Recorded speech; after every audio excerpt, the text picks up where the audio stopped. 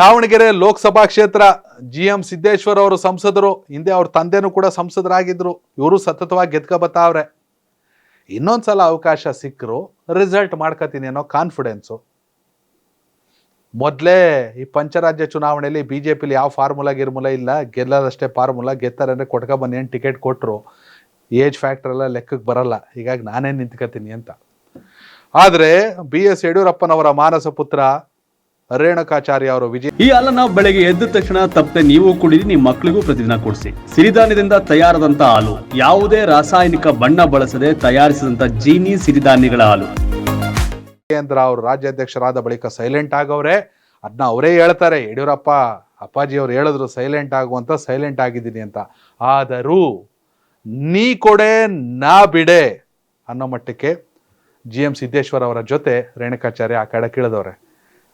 ರೇಣುಕಾಚಾರ್ಯ ನಿಲ್ಬಾರ್ದು ಅಂತ ಏನಿಲ್ಲ, ಕೊಡ್ಲಿ ಬಿಡ್ರಿ ಸಾಕು, ಅವ್ರ ಹೆಸರನ್ನ ನಿಂತ್ಕೋಬೇಕು GM ಸಿದ್ದೇಶ್ವರ್ ಅವರು. ರೇಣುಕಾಚಾರ್ಯ ಅಲ್ಲ, ಬೇರೆ ಯಾರು ಇದ್ರೆ ಕೊಡಿ, ಇನ್ನೂ ಒಳ್ಳೆಯವರು, ಸೂಕ್ತ ಅಭ್ಯರ್ಥಿ ಇದ್ರೆ. ಎಷ್ಟು ಸಲ ಗೆದ್ಕ ಬರ್ಬೇಕು ಒಬ್ರು ಫ್ಯಾಮಿಲಿನೇ, ಅಪ್ಪನೂ MP ಮಗನೂ MP, ಬೇರೆಯವರು ಬರಲಿ ಬಿಡಿ, ಏನು ರೇಣುಕಾಚಾರ್ಯರು ಕೊಡಿ ಅಂತ ಬೇರೆ ಯಾರಿಗೂ ಕೊಡಿ ಒಳ್ಳೆಯವರಿದ್ರೆ.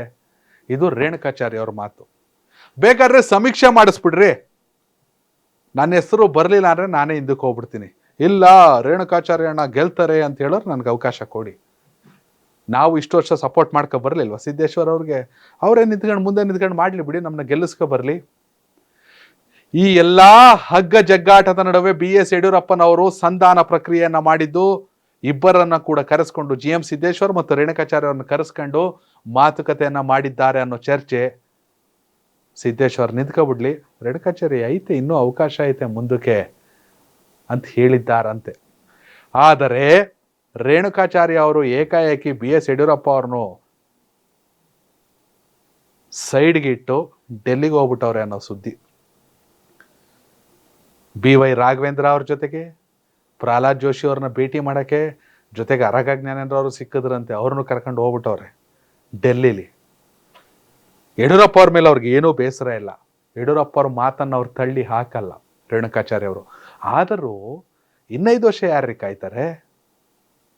5 ವರ್ಷ ಬಿಟ್ಟು ನಾವು ಎಲೆಕ್ಷನ್ ನಿಂತ್ಕೊಂಡು ಗೆದ್ರು ಅಲ್ಲಿ ಮೋದಿ ಇರ್ತಾರೆ ಅನ್ನೋ ಕಾನ್ಫಿಡೆನ್ಸ್ ಆಯ್ತಾ? ಪ್ರತಿಯೊಬ್ಬರಿಗೊಂದು ಆಸೆ ಇರುತ್ತೆ, ನಾನೀಗ ಸಂಸದ ಆಗಬೇಕು ಅಂದರೆ ಪ್ರಧಾನಿಯಾಗಿ ಮೋದಿ ಅವರು ಇದ್ದಾಗ ಆದರೆ ನನಗೂ ಒಂದು ಖುಷಿ ಅಲ್ವಾ? ಈ ಥರ ಲೆಕ್ಕಾಚಾರ ರೇಣುಕಾಚಾರ್ಯ ಅವ್ರದ್ದು. ಹೀಗಾಗಿ ಯಡಿಯೂರಪ್ಪ ಅವರು ಸಂಧಾನ ಪ್ರಕ್ರಿಯೆಯನ್ನ ಮಾಡಿದ್ರು ಕೂಡ ಡೆಲ್ಲಿಗೆ ಹೋಗೋರೆ ಟಿಕೆಟ್ ವಿಚಾರಕ್ಕೆ ಅನ್ನೋ ಚರ್ಚೆ. ಹೀಗಾಗಿ GM ಸಿದ್ದೇಶ್ವರ್ ತಾವಾಗೆ ರಿಟೈರ್ಮೆಂಟ್ ಘೋಷಣೆ ಮಾಡ್ಕೋತಾರ, ಸದಾನಂದ ಗೌಡ್ರ ಥರ, ಉದಾಸಿ ಥರ,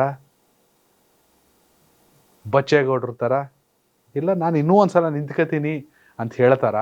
ಸಾಕಷ್ಟು ಗೊಂದಲದ ಗೂಡು. ವಿಜೇಂದ್ರ ಅವ್ರು ಏನು ಮಾಡೋಕ್ಕಾಗಲ್ಲ, ಇಲ್ಲಿ ಎಲ್ಲ ಹೈಕಮಾಂಡ್ ಏನು ಹೇಳುತ್ತೆ ನೋಡೋಣ ಅಂತಾರೆ.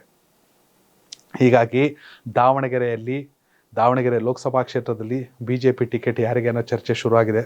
ವೀಕ್ಷಕರೇ, ಟಿಕೆಟ್ ಯಾವ ಪಕ್ಷದವ್ರು ಯಾರಿಗಾರು ಕೊಟ್ಕೊಳ್ಳಿ, ನಿಮ್ಮ ಪ್ರಕಾರ ದಾವಣಗೆರೆ ಲೋಕಸಭಾ ಕ್ಷೇತ್ರದ ಮತದಾರರು ನಿಮ್ಮ ಸಂಸದರು ಯಾರಾಗಬೇಕು ಅನ್ನೋದನ್ನು ಕಾಮೆಂಟ್ ಮಾಡಿ. ಧನ್ಯವಾದಗಳು.